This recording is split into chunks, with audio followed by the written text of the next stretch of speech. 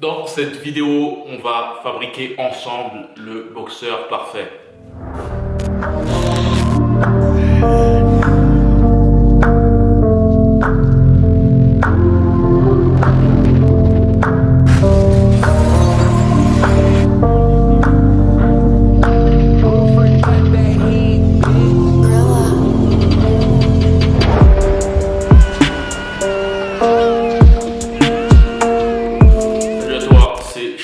Aujourd'hui, on va faire une petite vidéo assez spéciale où on va fabriquer ensemble le boxeur parfait via plusieurs caractéristiques. D'ailleurs, ces caractéristiques, je les ai mis aux commentaires, je les ai épinglées aux commentaires. En fait, je vais correspondre des caractéristiques à un boxeur reconnu et ensuite cette énumération de boxeurs te permettront par exemple de t'inspirer de ces boxeurs dans des qualités dites, même si toutes ces caractéristiques ne peuvent pas être imitées, comme le fait d'avoir la capacité à encaisser les coups ou par exemple le fait d'avoir le cœur à l'ouvrage. Cependant, cette vidéo a pour but vraiment de t'inspirer et donc n'hésite pas de ton côté d'aller dans les commentaires et de faire ta propre liste de boxeurs pour permettre à d'autres personnes de s'inspirer aussi de tes boxeurs et moi de même pour pouvoir par exemple connaître de nouveaux boxeurs avec des caractéristiques particulières.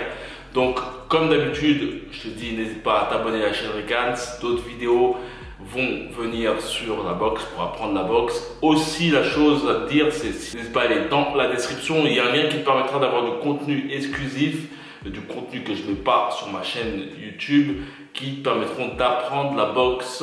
Et comme d'habitude, n'hésite pas à liker ou disliker la vidéo pour que je puisse avoir un retour. Donc la première caractéristique dont je vais parler, c'est la vitesse des points. Et pour cette caractéristique, j'avais deux boxeurs, Manny Pacquiao et Amir Khan. Il est sûr que Amir Khan est l'un des boxeurs ayant une forte vitesse de frappe. D'ailleurs, je me rappelle d'une pub qu'il avait fait auparavant où il avait éteint des bougies avec ses poings.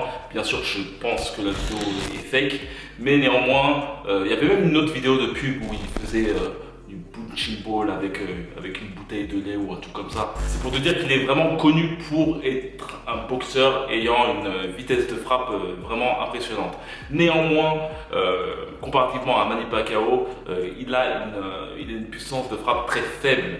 Et c'est ça mon inconvénient avec ce boxeur, c'est qu'il est super rapide, mais en tout cas face à d'autres boxeurs, je me rappelle d'un boxeur qui s'appelait Luis Collazo, face à Amir Khan, tellement que ses coups ne faisaient pas mal, il se permettait de boxer les mains basses tout au long de ce combat. Sachant que Collazo faisait un retour, en plus c'est un ancien de la boxe. Donc Manny Pacquiao est vraiment l'un des boxeurs les plus rapides et qui associe une grande puissance de frappe. Et ce qui est intéressant, c'est vraiment de regarder sa période où il est monté en poids super léger, où il avait fait son premier test. Il était champion des poids légers à l'époque, pas très connu, parce que les petites catégories sont un peu mises de côté. Il était monté dans la catégorie intermédiaire entre les légers et les lourds. Et il faisait face à Oscar de la Hoya, un très bon boxeur qui cherchait à faire un retour après une défaite face à Floyd Mayweather. Et Manny Pacquiao l'a vraiment exécuté, l'a poussé à abandonner au 8e round. Et par la suite, Manny Pacquiao a pu faire des combats de dingue face à Ricky Hatton, qui l'a pareil exécuté, je pense bien au 2e, 3e round. Et d'autres combats aussi, surtout le combat avec Miguel Cotto, où tu peux le voir afficher une grande quantité de coups et vraiment mettre à mal Cotto. Une autre caractéristique qui s'oppose à la vitesse de frappe, c'est la puissance de frappe. Et pour cela, j'avais aussi le choix entre Mike Tyson et George Foreman. Et j'aime bien vraiment George Foreman, c'est la force brute, vraiment à l'état brut. Même s'il n'est pas parvenu à mettre à terre Mohamed Ali lors de son combat au Zaïre, il a vraiment une grande puissance de frappe. Et d'ailleurs, pour parler de ce fameux combat qui a eu lieu en octobre 1974, je me rappelle d'une vidéo qui m'avait surpris. C'était George Foreman qui éclatait un sac de frappe. Et je pense bien que les sacs de frappe à l'ancienne, c'était pas ceux qu'on a actuellement où il y a plus une quantité de tissu. Je pense peut-être certainement qu'il y avait certainement du sable dedans. Et on peut voir George Foreman vraiment te déformer le sac de frappe avec ses frappes. Et toujours pour parler de George Foreman, il a eu aussi l'occasion d'arrêter sa carrière pendant 10 années, 10 longues années, pour ensuite pour revenir sur le ring, faire une grande quantité de combats jusqu'à se confronter à Evander Holyfield où il perdit au point. Mais par la suite, il est parvenu à remporter le titre de champion du monde face à un genou qu'il parvient à stopper très durement et à remporter le titre IBF des poids lourds et devenant par là même le plus vieux champion du monde à l'âge d'une quarantaine d'années, 46 ans certainement. D'ailleurs, ce fameux record a été remporté par un boxeur dont je te parlerai à la fin de la vidéo. L'une des autres qualités dont je vais parler, c'est le menton, le boxeur ayant l'un des plus grands mentons de l'histoire de la boxe. Je vais faire mention de Marvin Hagler, qui a boxé dans les années 70 et 80. Ce boxeur a fait face à des grands punchers et d'ailleurs il fait face vraiment surtout à ses trois acolytes, Roberto Duran, Thomas Ernst et Ray Leonard. D'ailleurs ces quatre boxeurs, on les appelait les quatre fantastiques. Et on peut dire que Marvin Hagler, on pouvait le comparer au Rock, car vraiment ce fut un boxeur très rude, que ce soit pour le fait d'encaisser les coups et aussi pour les donner. D'ailleurs, je crois bien qu'il remporta son combat d'ailleurs face au longiligne Mr. Ernst par KO, un lourd KO d'ailleurs. Et cela m'amène aussi à Thomas Ernst, qui fut l'un de ces quatre fantastiques. Lui, on peut le comparer à l'homme élastique, tellement il fut très grand, très grande allonge. C'est vraiment l'un des boxeurs qui m'a beaucoup inspiré au niveau de l'utilisation de ses bras. Et surtout sur le fait d'avoir constamment son bras avant de façon basse pour pouvoir distraire son adversaire, pour que surtout son adversaire ne voit pas quand son jab sera déclenché. On peut vraiment corréler deux qualités de Thomas Ernst, c'est vraiment son jab et c'est direct en termes général. Après cela est beaucoup voué à des qualités génétiques parce que c'est vraiment un boxeur qui fut très grand. Il fit 1m85 pour un poids, on va dire, de moins de 70 kg lors de ses combats, voire même 65 kg. Donc tu vois vraiment l'aspect très longiligne de ce boxeur qui utilisa aussi parfaitement ses qualités génétiques au combat. Ensuite, pour les crochets, je vais parler de Joe Frazier, qui fut l'un des boxeurs aussi qui m'a beaucoup inspiré. Ce boxeur avait vraiment un crochet très caractéristique, surtout aussi une attitude sur le ring, une posture très croupée, tel un tank quoi. Je me rappelle d'un combat où j'avais combattu face à un boxeur très long en taille, où je m'étais mis à avoir cette petite attitude aussi de Joe Frazier, avec les esquives très caractéristiques, un peu croupies en tout cas, avec de très bons crochets et surtout un très bon gazelle punch. Pour ceux qui souhaitent savoir qu'est-ce qu'un gazelle punch, j'avais fait une vidéo que tu peux retrouver dans une fiche qui va apparaître en haut, où je te parle des coups les plus utilisés pour le KO, et le gazelle punch en fait partie. C'est une sorte de crochet sauté, d'ailleurs qu'il avait parfaitement utilisé face à Mohamed Ali. Il y a une aussi super bonne caractéristique, c'est le très bon uppercut de Mike Tyson. C'est vraiment l'un des boxeurs ayant un très bon uppercut. Et ce qui est intéressant avec ce boxeur, c'est vraiment l'utilisation totale de son corps pour envoyer ses coups. Et d'ailleurs, ça rejoint une grande partie des choses que je peux dire sur les personnes ne connaissant pas la boxe et se focalisant uniquement sur les coups, sur les points des boxeurs. Et il faut savoir vraiment que Mike Tyson, lorsqu'il envoyait ses coups, ce n'était pas la force de ses bras qui lui permettait d'être percutant, mais bien ses appuis. Et je pense vraiment sur le cas de Mike Tyson, qui fut très petit par rapport à ses adversaires, donc il lui fallait une boxe assez très compacte. Et je pense bien que vraiment c'était aussi son tronc, surtout ses obliques, qui lui permettaient vraiment d'afficher de très puissants uppercuts. D'ailleurs, n'hésite pas à me dire si tu penses la même, ou même si tu penses le contraire. Mais vraiment, c'est vraiment la torsion de son abdomen qui lui permettait vraiment d'infliger de gros coups à ses adversaires. Il y a une caractéristique aussi très intéressante qui est la défense. Je mettrais la défense et le coup d'œil. C'est une caractéristique qui permet déjà de ne pas se prendre de coups. Et Floyd Mayweather est vraiment le boxeur, le maître de la défense qui affiche vraiment un sacré coup d'œil, une très bonne mobilité de son corps. Et j'aime bien allier Floyd Mayweather aussi à Pernell Whitaker aussi. Et mon coup de cœur, vraiment, je le mettrais vraiment à Pernell Whitaker. On va mettre de côté Floyd Mayweather, mais vraiment Pernell Whitaker, ce fut aussi l'un des boxeurs, très très bon boxeur. Je me rappelle d'une scène où il était vraiment au coin d'un ring et il se mettait à partir vraiment dans un petit périmètre et les coups de son adversaire. Je me rappelle bien qu'il avait fait un combat face à Oscar De La Hoya, pareil, et il effectuait des mouvements de son buste incroyables. C'est vraiment un boxeur qui peut vraiment de t'inspirer. J'aurais pu aussi parler de Vasyl Lomachenko au niveau de la défense.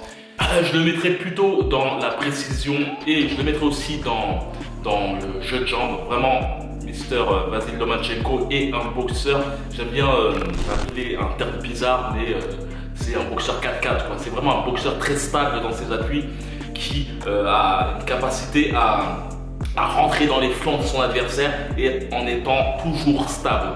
Et c'est vraiment incroyable ce boxeur, et c'est surtout aussi son affaire de précision. C'est vraiment un boxeur très précis et on peut le voir dans une grande partie de ses vidéos. On peut le voir faire beaucoup de travail de précision. J'ai dû voir 4-5 vidéos où on peut le voir faire des trucs vraiment improbables. Il est très aussi précis en jouant avec une petite balle avec ses pieds, en faisant du foot. Je crois bien que avant de faire la boxe, ou entre la boxe et en tout cas durant son enfance, il faisait de la danse. Je ne suis pas sûr. D'ailleurs, n'hésite pas à me dire dans les commentaires si je me trompe.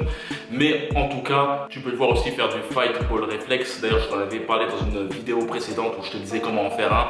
C'est une balle de tennis qu'on s'amuse à l'accrocher à une casquette avec un élastique, et pour travailler sa précision.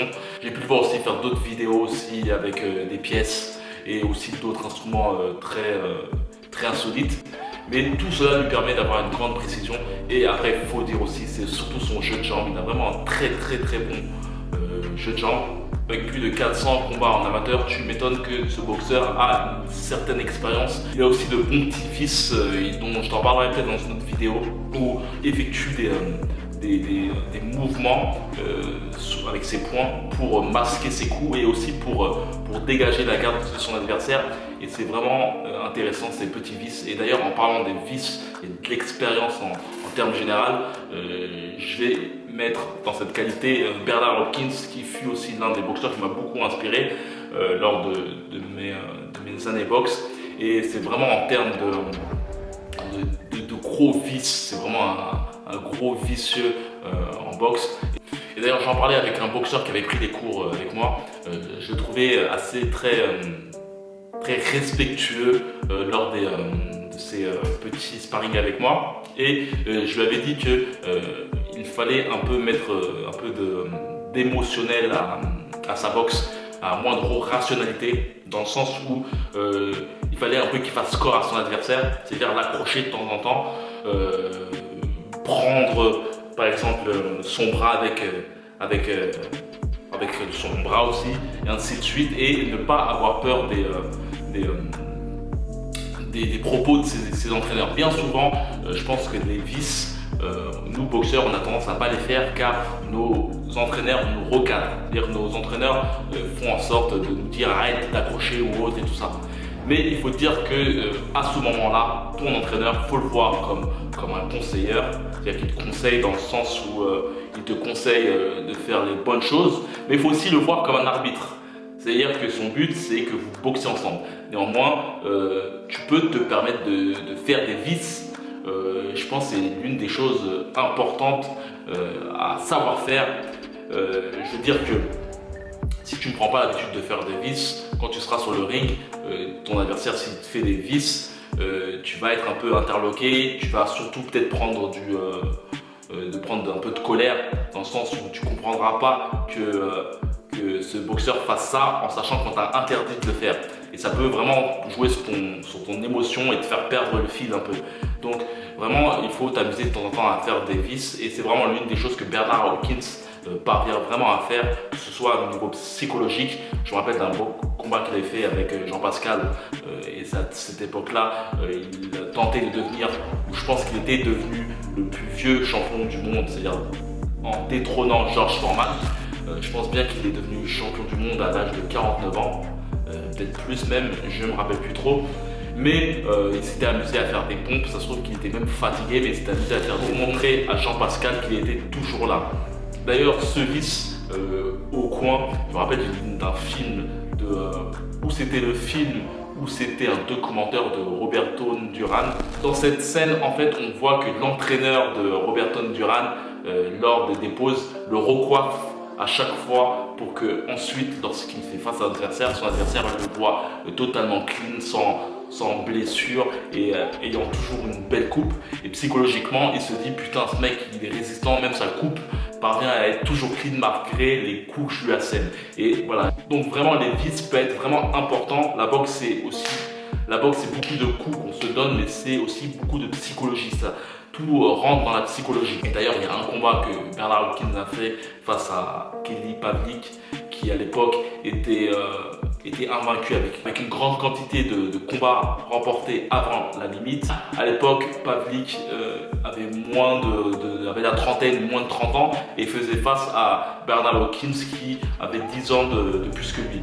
Tout le monde voyait Bernard Hopkins perdre avant la limite. En plus, ce combat, c'était un peu un combat de transition, ça veut dire que c'est le combat du vieux contre le jeune, donc certainement du passage de flambeau. Et Bernard Hopkins est parvenu à détruire Kelly Pavlik grâce à des combinaisons qui étaient de frapper Kelly Pavlik, de l'attraper, de le rejeter, de le refrapper, de l'attraper, de le rejeter, de le refrapper, de l'attraper. C'était vraiment son style intéressant à faire, même toi en tant que boxeur, pouvoir accrocher ton adversaire quand tu es fatigué, de pouvoir aussi le fatiguer, car il y a des vices qui permettent, et ça c'est l'expérience, il y a des vices qui permettent de fatiguer ton adversaire. J'en parlerai peut-être dans une vidéo. Donc voilà, comme d'habitude, n'hésite pas à t'abonner à la chaîne Ricans. Aussi, pour les personnes qui souhaitent en savoir plus sur la boxe, vous savez bien, j'ai des formations dans ma boutique qui sont focalisées sur le fait de se servir de ce chez soi pour apprendre la boxe. Si tu n'as pas le temps d'aller dans une salle de boxe, si ton entraîneur ne se focalise pas forcément sur toi, cette formation te permettra d'avoir des clés pour te cadrer et faire des coups vraiment optimales dans leur exécution. Il y a aussi d'autres formations sur la puissance de frappe, des exercices qui permettent d'augmenter ta puissance de frappe sans machine de musculation, et aussi une formation sur le mental. Comme d'habitude, n'hésite pas à t'abonner à la chaîne Ricans, aussi à liker, à disliker si tu n'aimes pas ce genre de vidéo. N'hésite pas à me dire ce que tu en penses. Comme d'habitude, que la boxe soit avec toi. Allez, le droit Manu, le droit. Le droit Manu.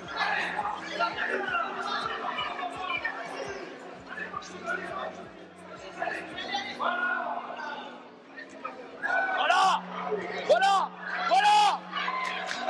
C'est bien Manu. Allume-le Manu. Il n'y a plus de temps, allume-le.